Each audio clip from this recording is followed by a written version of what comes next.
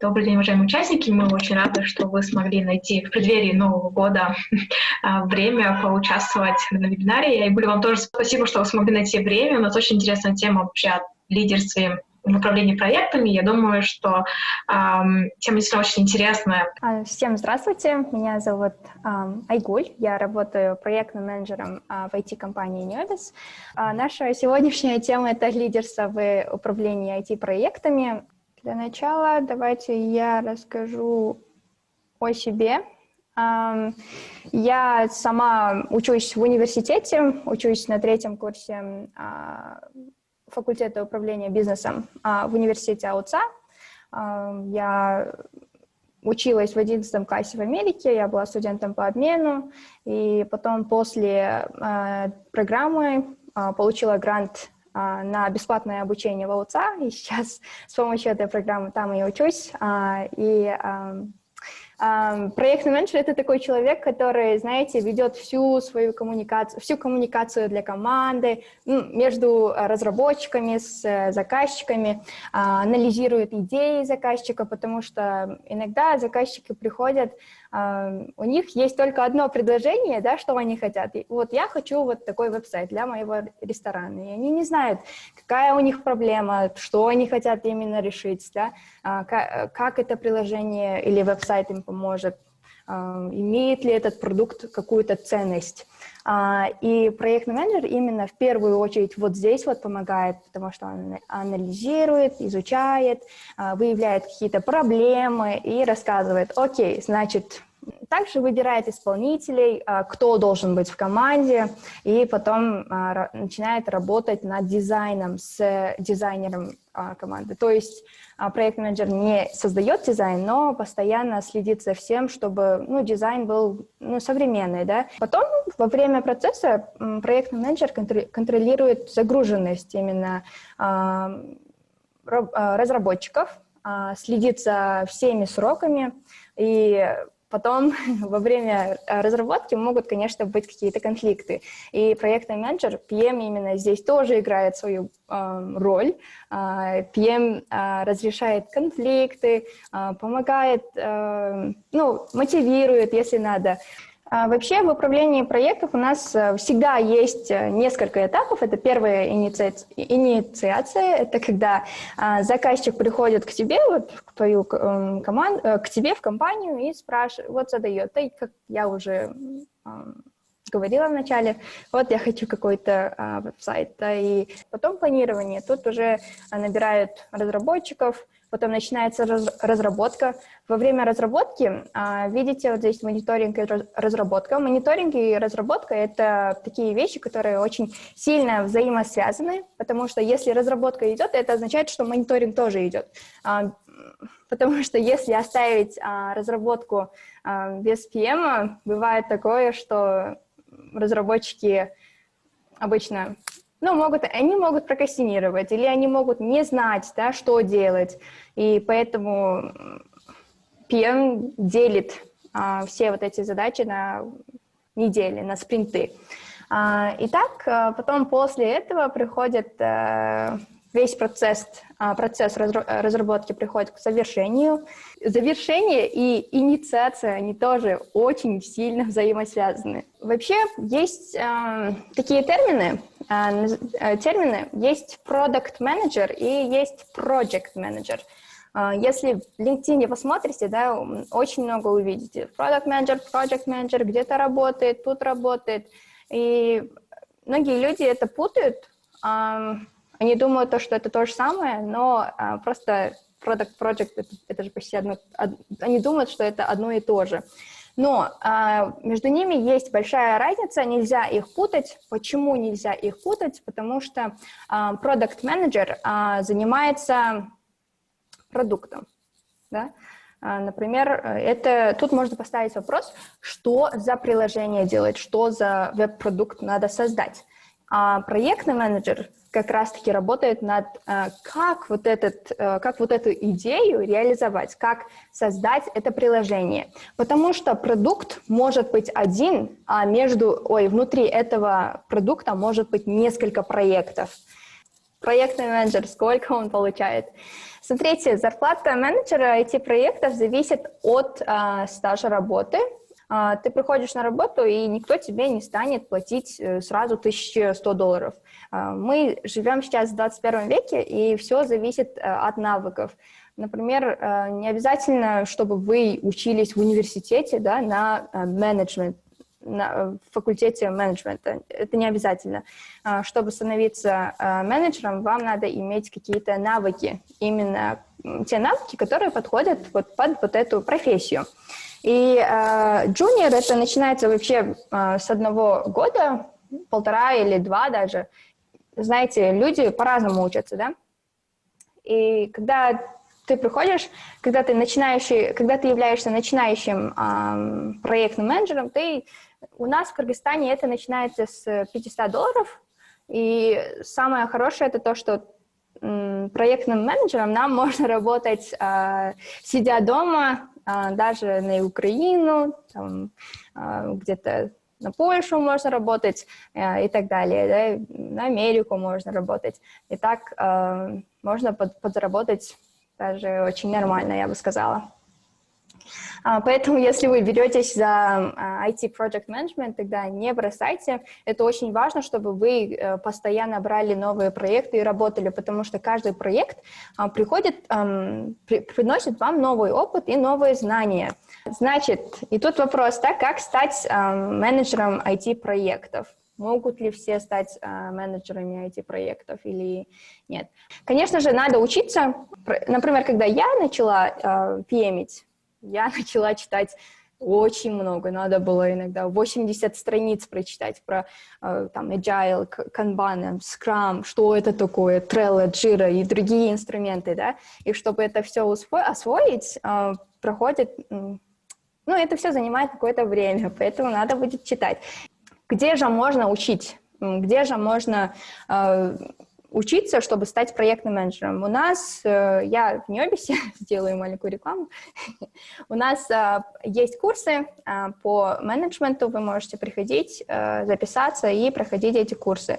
Когда вы становитесь проектным менеджером, вы будете использовать ряд технологий. Google Meet, Telegram, Slack, Trello и Jira, да, Zoom и Google Meet. Для чего мы используем? Это чтобы мы созванивались с командой и, чтобы проводили встречи, особенно сейчас во время карантина. В Телеграме у нас создаются групп-чаты, куда мы постоянно пишем, какой у нас прогресс идет, какие вопросы по проекту, по разработке. А в Slack мы пишем обычно отчеты. Trello и Jira, они инструменты для трекинга задач. Например, в Trello вы можете разделять ваши задачи, и вы можете туда добавить ваших разработчиков, дизайнера и задать им какие-то задания, чтобы вы потом видели, на каком этапе они находятся. Приходит к вам заказчик, вы сидите с заказчиком и пишете техническое задание. Что это такое? Техническое задание – это такой документ, который состоит из всех деталей вашего проекта. И потом ваши разработчики смотрят на вот это техническое задание и там узнают, что надо именно делать, да? А потом вы составляете roadmap. Roadmap, что это такое? Roadmap – это план. План, по которому вы собираетесь работать. Там вы пишете задачки, планы, делите весь ваш проект. Вот здесь в Jira можно строить roadmap. Там можно, получается, больше информации хранить, чем в Trello, поэтому посмотрите. Чтобы стать проектным менеджером, вам необходимо знать такие методы управления проектами, как Scrum, Agile и Kanban. Scrum и Kanban, они часть Agile, получается. Потом в конце недели есть ретроспектива спринта, где вы закрываете весь спринт, то есть спринт — это 1 неделя или 10 дней, когда, это какое-то определенное время, когда вы себе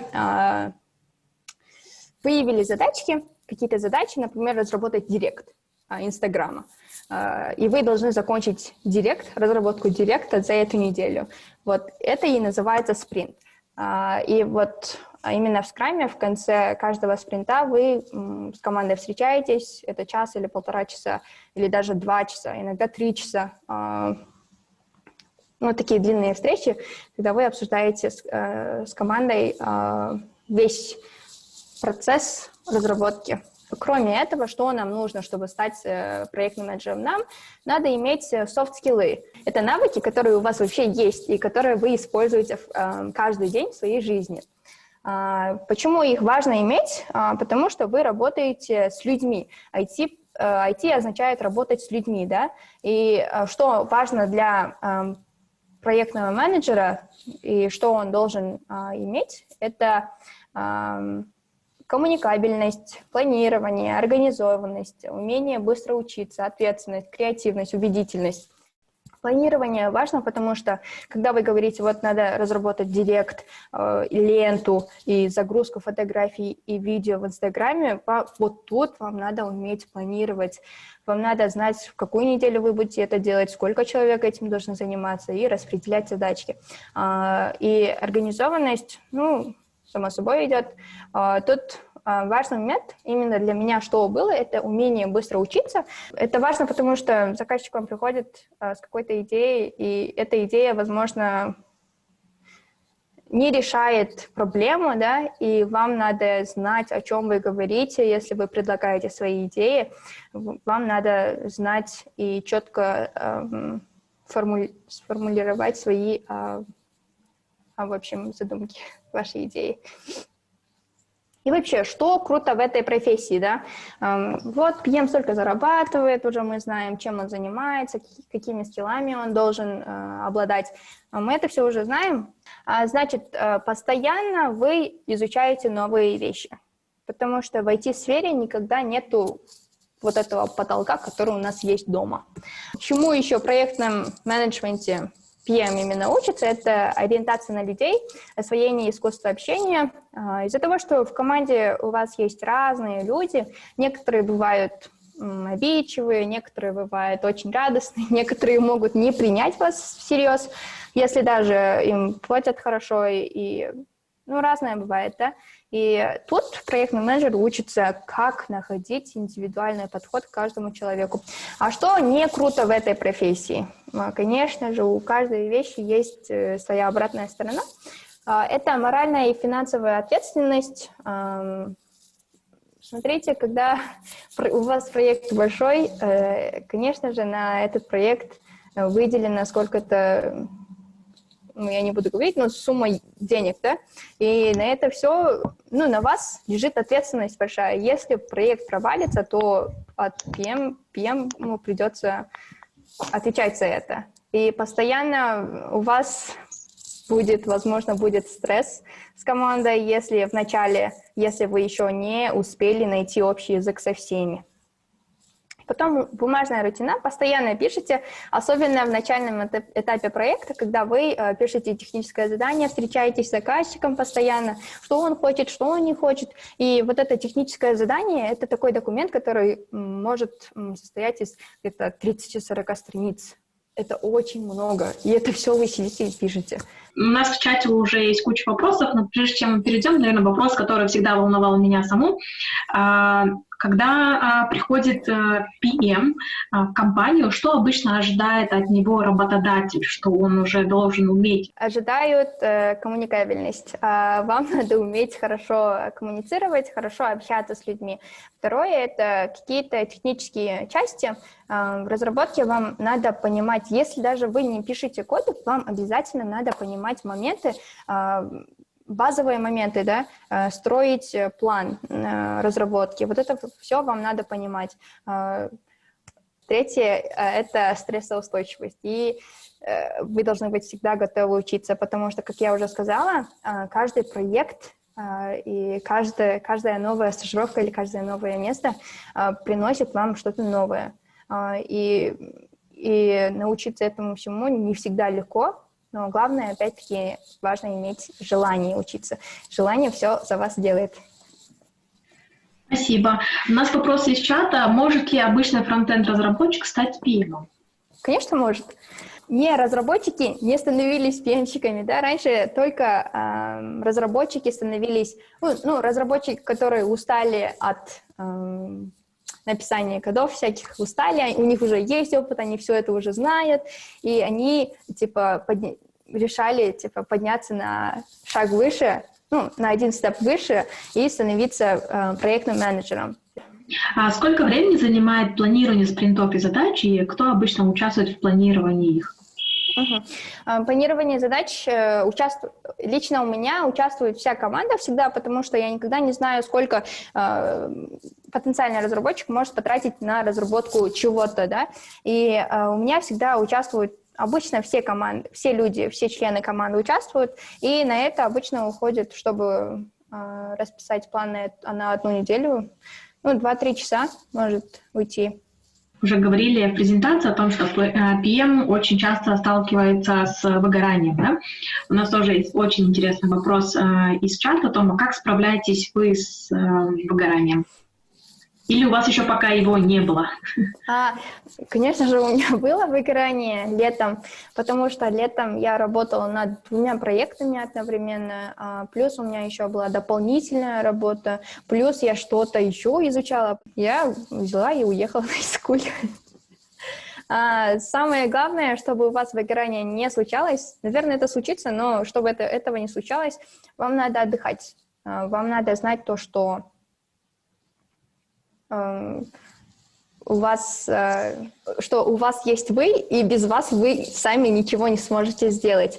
И важно всегда оставаться без телефонов, читать книги, если вы любите. Спасибо огромное за очень интересную беседу, за ваши примеры из жизни и то, как вы с этим боретесь. Мы желаем вам дальнейшей успешной карьере в PM. Будем рады услышать вас еще. Да, спасибо еще раз, что вы согласились поделиться своим опытом. Уважаемые участники, спасибо вам за интересные вопросы. Действительно такая получилась беседа больше. Очень приятно слышать, как вы тоже вовлечены в этот вебинар.